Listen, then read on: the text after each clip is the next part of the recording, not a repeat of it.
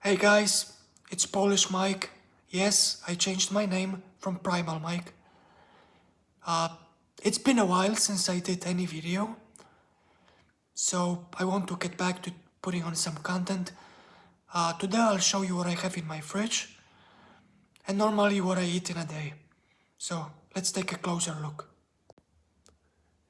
So as you can see here, I have just steaks. Those are ribeyes. I usually eat one ribeye, and then I supplement with about 3 to 4 burgers that I have in my fridge. They're as fatty as it can get. Sometimes I have a piece of liver, 1 or 2 pieces per week. And for my fats, I have grass-fed beef tallow and sometimes butter. That's all I need.